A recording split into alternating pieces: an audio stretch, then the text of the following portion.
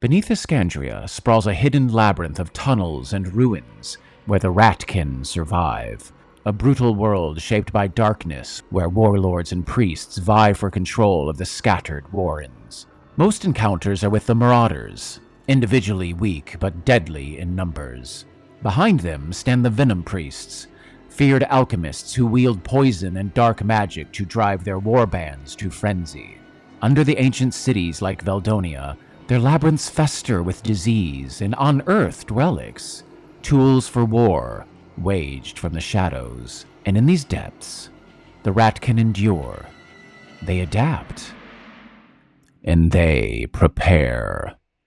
Hello, fellow dorks, and welcome back to Alone in the Dork. We've made it! We're in Warren of the Ratkin. Sir Alistair Merriweather has made it this far. Now, if you have not seen any of my other videos, that is fine. That doesn't matter. We are a level 2 character just now entering Warren of the Ratkin. This is for the Gravebound edition of Nethalas by Black Oath Entertainment, most notably Alex T, or as I like to call him, T-Dog.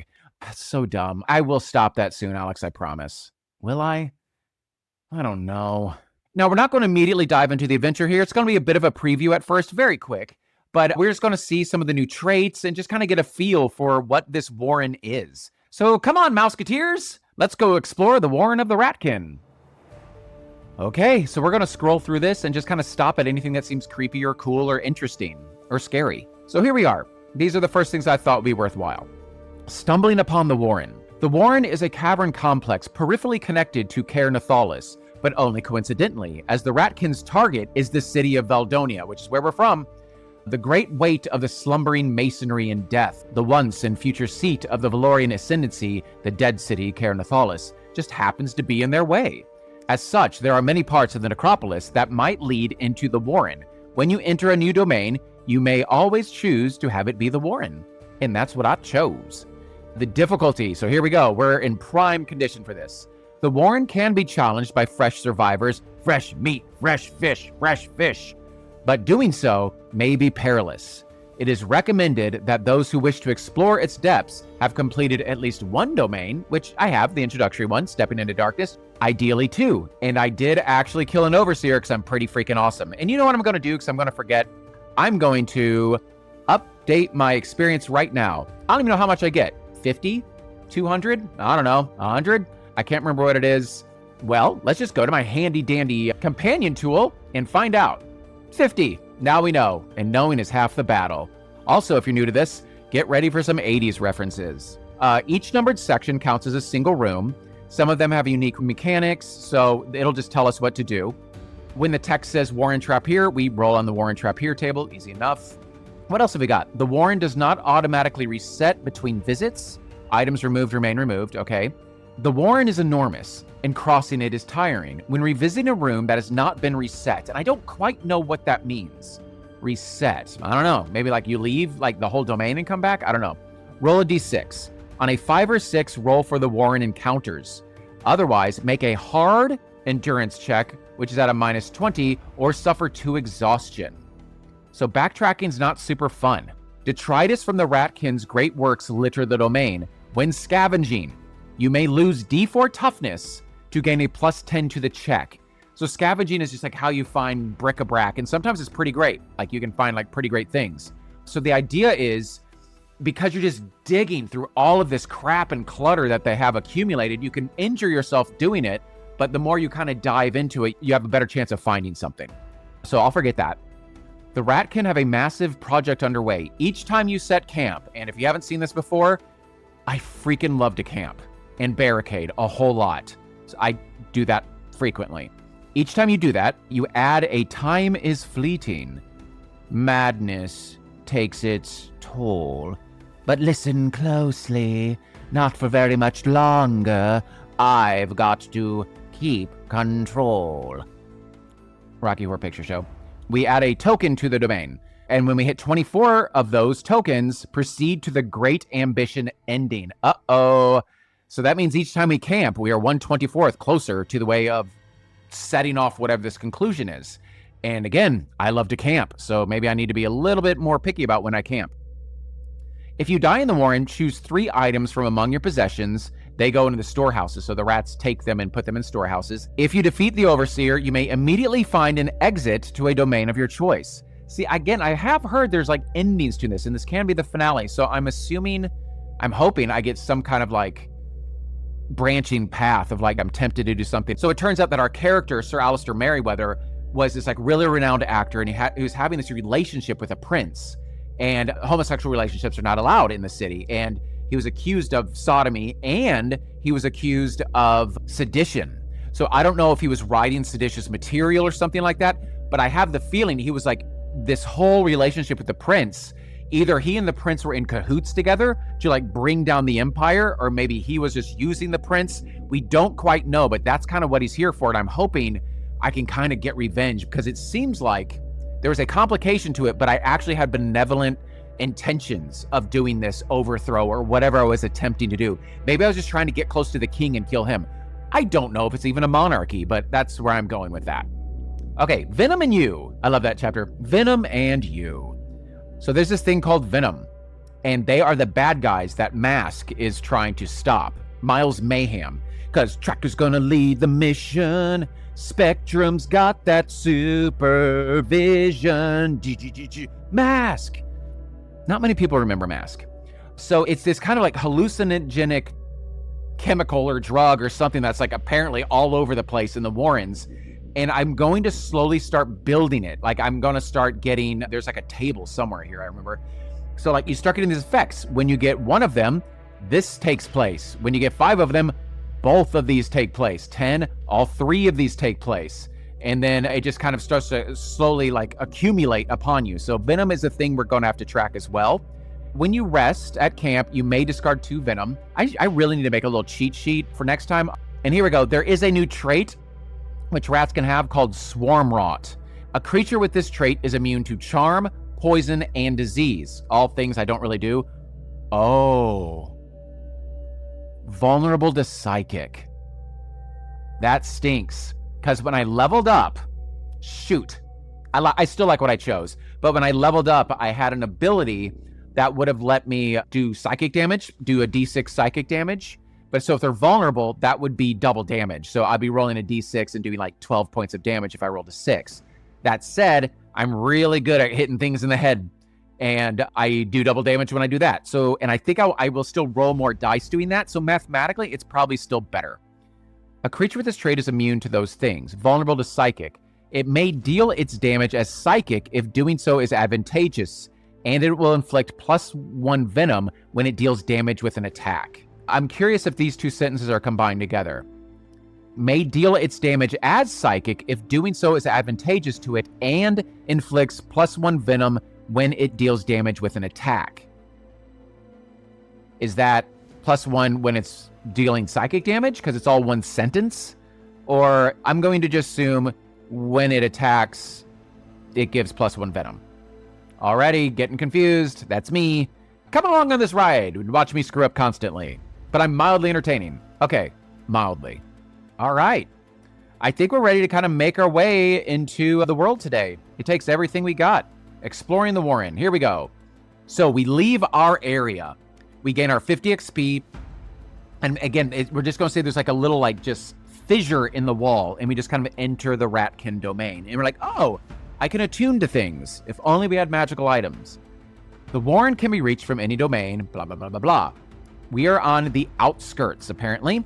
And the outskirts of the Warren are cave systems and galleries, natural formations, or collapsed parts of the necropolis.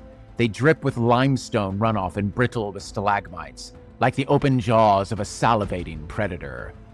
Camp checks made in the outskirts receive +3 to the comparative emptiness and safety of the environment. You know what that means? That's probably 1 less barricade thing I gotta put up. So here we are. This is probably us, and we are not that well clothed. We just got poopy loincloth and a belt holding it up. Pretty excited about that. And a backpack and a whole bunch of pouches. You have been crawling through the tunnels for ages, forcing your way past mats of hanging algae and carpets of white cave crickets. It is certainly more damp in this part of the underground city, though the temperature remains chilly. The bowels of the earth wick away warmth whenever they scrape against your body, and by the end of the tunnel, You are on all fours, pulling yourself along, shivering as you go. It is a relief when the walls of stone pull back into a wide cavern, spitting you out a few arm spans from the floor. There are no dangers in your immediate environment, just the intermittent tip, tip, tip of water droplets landing on rocks, so you steady yourself and dust yourself off. Maybe you will have better luck here than in those other musty tombs. I don't know, because the designer of this game said I was pretty freaking lucky in those musty tombs. So here we go. And it looks like this is area 1, so it says Decrepit Junction, so I guess we're going to just kind of cruise along here. So this is us. La-dee-dee, do-do-do-do, do-do-do-do. So, okay, this is kind of creepy. Oh, yeah, here we are. So hanging out at 1, so that's when I'm supposed to read it. And again, here's our map, kind of zooming this thing out. So that's us in this very big world. So you look at it shrink away from us. Okay, so we got a few things here. Algae and crickets. The first time each character enters this room, they harvest 3 cooking ingredients. Making scavenging check allows you to harvest 1 more. Okay, great. Let's do that. Scavenging. This went up by 1 point when we did a little skill improvement, so I have 1 in 3 chance. If it went up by 6 points, I would have made it. Fail. So I still got 3 though. I still got 3 cooking ingredients, so I'm going to be eating some crickets for dinner. Let me mark that down. So if I would have succeeded that, I would have gotten 4, but I do have quite a few rations. Oh, I'm in a new domain. Do I roll for an overseer here? It says very specifically, a unique overseer influence is active while exploring the Warren.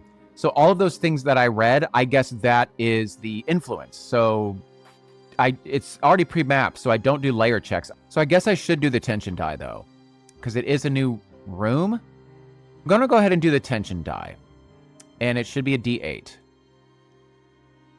I'm fine. Cave lichen. There's enough of the material to scrape, process, and dry into an adequate torch. The first time each character enters this room, they may obtain a torch. Great. I don't think I've ever had a full torch. I've been using candles, and then I had like a halvesy torch in the very, very beginning. Make a scavenge check to obtain 2 candles. The lichen burns with a minimal smoke and odor. Okay, let's try to scavenge. Let's keep going. Yep. Nope. So I do find a torch. That's exciting. You know what? I'm going to put it in my backpack. Okay. Signs of former passage. You may leave 1 item here tucked behind a stalagmite. If something should happen to you, your next character to visit this room automatically finds it. No, I think I'm going for this. This is my run. This is my character. If I die, I die. If he dies, he dies. Like I said, 80s references. And I guess that's it. I don't even know if I roll for like baddies here.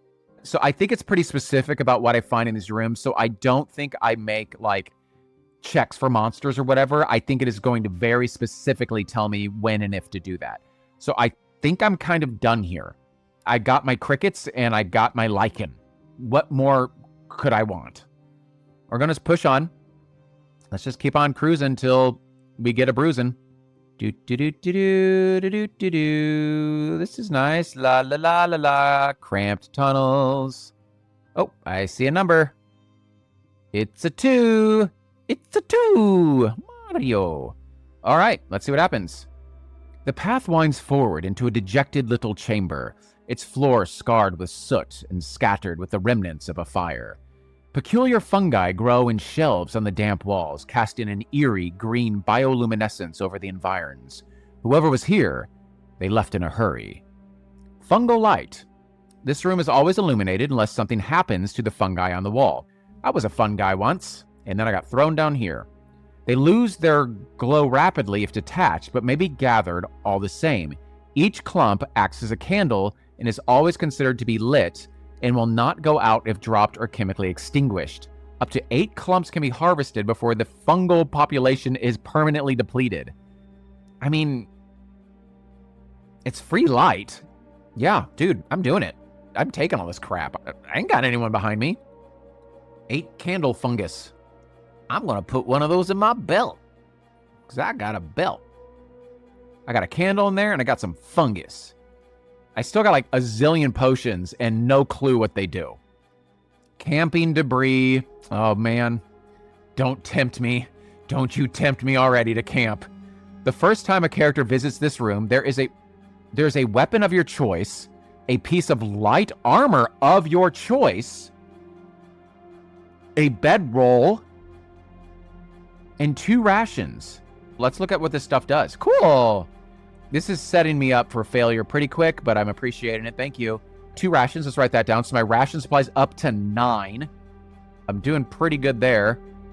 When I saw camping debris, I was like, all right, here's my crafting supplies. People know I love my crafting supplies, so I can barricade. Weapon of my choice, light armor, and the bedroll. Okay, let's check some crap out.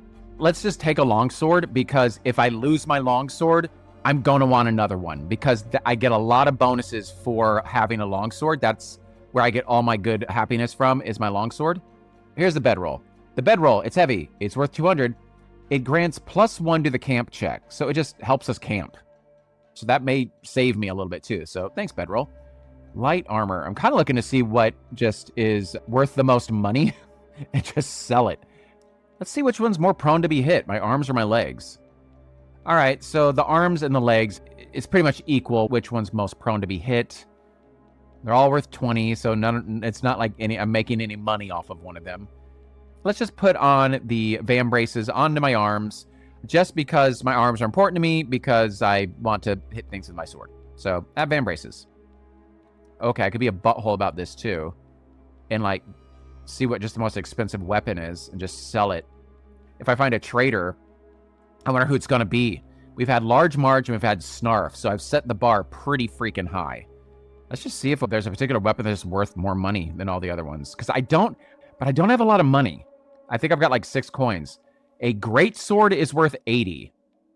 I could be a total butthole about this and just take a great sword just to lug around with me and sell at the first opportunity I get, because it's worth 4 times as much. But I think having this longsword's not a bad idea. I think if something happens, like I break my sword or I just lose it just because I'm unlucky, to have a backup longsword is pretty important. I mean, I'm sure there'll be a trader, but no, let's keep the longsword. That's a little too meta just to get that. So, okay, exits. Narrowing corridor to 1. I've been there. The decrepit junction. What's its function? We're in the mouldering campsite. I could take the southeast tunnel to 3, the elevated layer, or the northeastern tunnel to 4, the mushroom grove. Well, the mushroom grove sounds nice. The elevated layer does not, because it has the word layer in it. Oh, do I need to make a tension die check? I guess I do. I need to mark off light as well. Tension's still good. It's kind of funny because it's like telling me what to do, like in resolve to like combat. And like, I'm assuming I can't scavenge this room because there's already so much stuff in it. So I'm guessing I can't do that stuff or like look for containers. But then it's also not saying, mark off light, do this. So I'm just kind of taking a guess what I'm doing and can't do. But I already have a good bit of stuff with me, so I feel like I'm doing okay. Let's just start walking and see where I go. Woo! Do. At a bit of a crossroads, aren't we? Let's hug the left wall. That's the mushroom grove. Ooh, this looks like bad mushrooms. A great many more fungi bloom from the walls, pressing in on you from both sides until you are shuffling sideways to slip between them. They have not yet claimed the center of this chamber, where the bare rock gives way to a deep pool, but you do not relish the prospect of a fight in this confined space. I don't relish a fight anywhere. So I'm going to roll tension. I knocked it down to a D6. The mushrooms can be permanently cleared with a -10 to our endurance check and 2 exhaustion. On a failure, the exhaustion is still spent, but the check must be reattempted. Clearing the mushroom reveals possessions lost under their bulk, 2 D20 coins, and Warren valuables are here. Ooh, an endurance -10 for me is a 15. It's not worth it for me. That is so difficult for me to make. Pool of water. Not drinking from that. The water is stale and disgustingly sharp with mineral content, but it is also very clear, and you can easily pick out the weapon at the bottom, partially grown into the floor of the cave. Attempting to remove it requires an endurance check, 25, followed by a hard athletics check, which would be a 27. If you fail either, you suffer 1 exhaustion, then choose whether to return to the surface or lose 1 health and try again. If you pass both, you retrieve the weapon and return to the surface. Returning to the surface causes you to suffer 2 exhaustion. If you have any way of breathing water, I don't, or if you do not need air, actually I may, one of my potions may let me, you may ignore these penalties. The relic received is the limestone bardish. And that's kind of like a halberd type, like big old, like medieval two-handed thing. I mean, one, that is a lot of exhaustion to try to get that thing. And I just don't foresee that happening. And also, it's a weapon I wouldn't use. So I can see it down there. I'm like, oh, wow, that looks cool. Not doing that. Just kind of go south. I guess south. Let's see. 3. Let's make a layer check. It is a D6 now. Good. The tunnel widens. Branch. Oh, wrong place. That's the delta. Delta. Can I help you? You scramble up a slick incline to the top of a formation of limestone. Its edges are scattered with bones, and the skeleture, I like that word, only grows denser as you look towards the inner reaches of this raised chamber. Without realizing it, you have entered the territory of something dreadful. Oh, and then there's a monster. There is a razorjaw here. I may make a hard stealth check to back away without being noticed. That is a 0% chance of me making that. I'm so not stealth. Because, like, again, when I see things that make me really excited, like when I scavenge or like try to open containers, I scream in fits of glee. So the razorjaw, let's fight a razorjaw. Razorjaws possess scaly black skin that grants them natural camouflage for their life deep within the necropolis. What are you doing out here then? Their limbs are thick and muscular, allowing them to traverse the rugged terrain with remarkable agility and speed, while their razor-sharp claws can tear through the toughest of obstacles or adversaries with ease. However, their most terrifying feature lies within their massive maw, a set of gleaming, serrated teeth resembling deadly, interlocking blades from which they derive their name. Okay, let's check this guy out. 12 health. That always seems to be popular, the 12 health thing. It has armor on its 4 quarters, but it has a head-to-hit. Its mind is pretty good, so it's really hard to sneak up on. Magic resistance is pretty low. It does not have any magical attacks, so I will not be spending my juju to stop it. Okay, so what have we got here? Let's open up my handy-dandy companion tool. If you don't know what this is a little thing I made to help with the game, and it's been incredibly helpful for me. Do I want to surprise them? Stealth versus mind. Their mind is 70, my stealth is 20. No. Determine turn order. My perception, which is 46, I did raise it by 1, versus its mind, which is 70. Jeez. Okay, let's clear the dice. Okay, so it wants to roll a 70 or below, and it rolled a 43. Jeez. I have to critically succeed on this or roll between a 44 to 46. Neither of those things happened. It goes first. Let's see what they do. So they roll a d6 to see what they're doing. 6. The savage pounce, which makes sense. Blah, blah, blah, blah. I'm just like, doing my typical idiot thing, which my stealth is so low. And yeah, this thing just jumps out at me. The razorjaw leaps towards a target, attempting to knock them to the ground. The target must succeed on an athletics check, okay, which I'm pretty good at, 47. I have a decent chance. Hooray! Or be knocked prone. I'm not knocked prone. If the target is prone, I'm not. Immediately follow, I'm fine. So we're just going to say it like jumps out at me like the Nemean lion, and I very quickly just fall onto my back, and I'm able to like get my feet under it and kind of kick it. Kind of flips over me, and we're both like kind of squared off, and then I pull out my sword. So its combat is only a 40, which is pretty great. I'm going to do my typical attack. If I succeed, my defense is going to go up pretty substantially. So since I'm a weapon master, I get a +10. And because I'm attacking, I get a +10. Attackers always get a +10 to their combat skill. So my bladed weapon is 67, so that gives me an 87. So that's why I'm always going for these called shots. I roll with disadvantage for a called shot, which is basically going for its head. I just don't basically want to get above an 87. So it goes, I kick him off me, I turn around, I pull out my sword. He's still kind of like quickly scrambling, and I'm going for a really quick headshot here. So let's see how I do. Yeah, so that is a 57. It is an automatic critical unless he rolls a critical. So they need to make a critical success. And it needs to roll an 11, a 22, or a 33. A 13, not happening. Here we go, baby. And I get to roll more dice for my damage pool. So when I leveled up, for my normal sword, I get to roll a d6. Because I'm a weapon master, I roll a d4. And because when I leveled up, I took this ability where I got to add another die to my damage pool. How damage works, you just roll the amount of dice and you take the highest result. So I'm rolling 2d6 and a d4 because I'm awesome. Yeah. There's a 6. And I hit him in the head.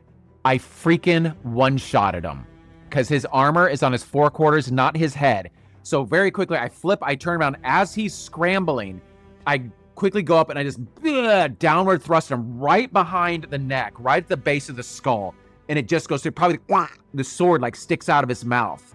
And I pull it back out. And I can hear the blade of my sword scratching on his razor sharp teeth as I pull it back out. But he falls down to the ground. And I am awesome and victorious. I do get to roll on the spoils table. That's his like loot drop. I think that may have been my first one-shot kill. So let's see what we got here. The first character to defeat them is able to rummage through the modest horde. Oh, okay. So I guess I still got to roll on the spoils table. But, you know, as I'm kind of like looking through his like little den, he's probably like killed a couple of people here. And I do find a random attunement crystal and 3 fragments.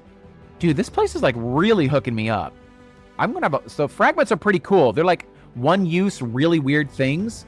I've got this bandage that I can wear that like really pumps up my health. I took it from this dude wielding chains.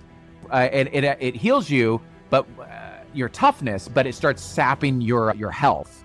And on top of that, when I killed the overseer of the last place, and I have her skull, and I can look 3 rooms ahead and just see what's ahead of me. So those are fragments. So, but I did get a random attunement crystal. I love how it says random. Like it doesn't belong there. It's random. What's he do? What's that one doing there? The other ones make sense, but that one, it doesn't make sense that it's there. And I have quite a few. I have 5 attunement crystals now. Okay, and then 3 fragments. And I still need to roll on the spoils table. Spoils table. Oh yeah, this is the one that I always like want to roll a 6 on. Let's get like a weird looking die. Let's get this guy. Let's look at this die and see if he helps.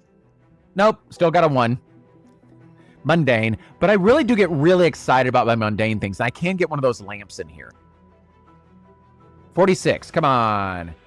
A crowbar, already have one of those, but I'll carry it and I'll sell it. Oh shoot, I'm such a dum-dum. I didn't give myself experience for killing the monster. So I got the attunement crystal and then 3 fragments. These are 3d20, okay? Yep. 7, 6, 9. A vial, uh-oh. To the viewers of this, you know how I feel about vials. Filled with sickly green liquid. When thrown, it bursts into corrosive flames that deal 3d6 acid damage to all targets. That is freaking awesome. I'm going to put that in my belt. Because I think if it's in your belt, you can like hurl it at people. Like if it's like in my backpack or something, I can't use it. I am a little concerned if I get hit in the belt, it says it blows up. And then I do blow up my midsection. Okay, I'm going to put that in my belt because that seems like a good thing to have in my belt. Okay, and then 6, a cracked monocle. Ooh, that could be like the Planter's Peanut Man. When worn, allows the user to inflict psychic pain on a target by locking eyes. As a standard action, make a resolve check. If successful, your target suffers 3d10 psychic damage. I'm going to put that in my belt. And again, you can only use these once. Cool, okay, and I had a 9. And then I got those creepy bandages again. So I'm going to put bandages times 2. I am stuck on Band-Aid because Band-Aid stuck on me times 2. So let's keep going. La la la la la la la. Sir Alistair singing his walking song. Oh, hello. I see a 5. I will walk towards it. Let's see what we got here. The tunnel widens, branching and diverging as it trends slowly downwards. The water dripping from ceiling to floor becomes pools first, then fully covers the ground. It rises to ankle deep, then knee deep as you push forward. Oh, gross, I'm walking through the water. Tiny schools of translucent catfish dart around your legs, mystified by your intrusion in their domain. Albino fish. With a demanding, -10, scavenging check, you can harvest 2 cooking ingredients. You may repeat this once with the same character, but if you do, there are no fish left for future characters. I don't care about the future. I care about the now. Okay. Sure, I'm going to try to catch some freaking albino fish. I didn't get it. That's fine. Knee deep. Knocked prone in this room also extinguishes any fire-based light sources you are carrying and saturates any you have yet to light. They remain unstable until you have left the room. This room is large and takes additional time to cross. Make a stealth check or run into a Warren encounter before leaving. Oh, shoot. I didn't mark off light either. I should do that. Light. Attention die. Yeesh. I'm down to a D4 already. Make a stealth check. This is 20%. Is that what I got on this thing? Because again, I'm just singing. Now's the time for walking. Yep, 20%. 7, baby. All right. Let's keep on cruising. And this, I believe, is the last room for this area. This is a perfect stopping point. Kind of walking around here, just trudging through the nasty cave water. I am so grossed out by water that I can't see the bottom of. It really freaks me out. Like, I like to see where my feet are going and, like, stepping on, like, gushy things. I'm terrified of snakes. I grew up, we had water moccasins in my backyard. They killed my dog. I'm just, like, terrified of snakes. So, oh, here we go. The swamp. Lovely place we've got here. Borehole platforms. Okay. Let's kind of zoom out and see what all we've explored here. All right, so that was a pretty freaking good first encounter. Nonetheless, we do have this 6, and this is the last section of this area. From the water, fossilized trees rise. Rock formations hang with pale moss, almost looking themselves alive. Tiny mites dance between the fibers, proboscis quivering as you pass, and almost translucent dragonflies skim the surface of the water, looking for prey. It would be idyllic if not for the ripples along the water's surface, as several submerged shapes snake towards you. Marshy ground. The water is no longer deep, but it is now choked by debris and vegetations. Creatures not acclimated to this environment, it very specifically says, in parentheses and italics, suffer -10 on athletic checks while on the ground in this room. Oh, here we go. Cavebound leeches. There is a pack of cavebound leeches. They have 3 health apiece, but 3 number in the pack trait. Are they typically only 1? Okay, so I'm about to fight these leeches. Very stand by me moment. So I think I'm going to not do this combat today. This is the cliffhanger of this combat as I just see the big leeches. We'll look at them and just see like what this entails. But let's just kind of read what else is in this area, because we do have this big, like, we're on the edge of a precipice here. This borehole and platforms. Whee! Okay, there is a curious pit in the center of the room. When approached, you see a way down into a massive borehole. Flicking a few pebbles over the edge, you hear them clang off the walls, fool of a toque, that fall endlessly into the deep. Far away, in the dark, you see something at the bottom, luminescing, but it is difficult to make out the details. You briefly consider turning back, but you wouldn't be here if you were the type to give up on foolish endeavors. I'm not really here by choice. There are ropes leading down to a crude wooden scaffold, and the contraption looks secure enough to take your weight. This room is large, takes additional time to cross, make a stealth check, or run into a Warren encounter before leaving. So I may have 2 fights in this room, because we know I don't do stealth checks well. Let's check out these leeches. They have 3 health each, but 3 number, and the pack trait. So that's interesting. Let's see what that means. Okay, so yes, indeed, there is typically 1 of them. We have 3 of them, but they typically have 10 health, so I have to dole out less damage, but they're doing 3 attacks on me per round, and I gotta hold them off, because I don't have like a cleave attack. I can't hit all of them at once. But I could pull that little vial out of my belt and skabalooey, but I probably won't. Anyway, let's just see what these guys look like. The slimy, segmented body of a cavebound leech stretches for several meters. I'm an American, so I have no true concept of what a meter is, but that's terrifying. With a it's like a yard. With a glistening mucus-covered exoskeleton that allows it to move effortlessly through the underground passages. Its elongated, razor-sharp teeth line its maw, capable of piercing through even the sturdiest of armors. The cavebound leech lies in wait for its prey, and ready to strike with lightning speed to devour them with his terrible jaws. Penetrating, alert. So alert means it's hard to get the jump on them, and it's hard to even get initiative. Penetrating, they penetrate armor, and there are 3 of them, so they're getting 3 attacks in on me. The 3 health thing is great, so with each hit I do, I should be able to kill them. Their combat skill is a 40. This was gonna be a little tricky. My concern is they're gonna get the jump on me. Ooh, they all do physical attacks, which, if I succeed on my dodge bonus, I can immediately attack them back. That may be worth a point of exhaustion there. Okay, but that is where we're starting next session with this fight, because we know when I leave this area, I'm going to start screaming with glee, and then something else is going to jump on me. Let's go back up to the top, and then I'll just say some random things and let you go. Okay, I'm digging it. But yeah, I'm loving this. I love the feel of it. It's a little bit different than Nethalas, and the leeches and everything's all creepy and gross, and I got a bunch of little toys to play with. Dude, I'm so excited to see where this goes. I feel like I made some pretty good progress. We will easily be down that borehole next session. I'm shooting a commercial tomorrow, so I'm not going to be able to be pumping one of these out a day here. This should be released on Friday, I think. But I'm still going to be pumping these bad boys out. I'm still like shooting for like 3 videos a week. But I'm kind of on a roll and I'm feeling it. I'm just one of those people that like once I get charged by something, I follow through. And I want to see this to the end. I want a satisfying conclusion to Sir Alistair Merryweather. And then I need to get on to working all the other things I want to work on for Black Oath Entertainment. Thank you so very much for watching this. Again, self-promotion, like, comment, subscribe, whatever. But yeah, thank you so much for watching this. Black Oath, Alex T, Dog, thank you so much for all of your help. And I can't wait to do this next episode. Until next time, stay dorky, my friends.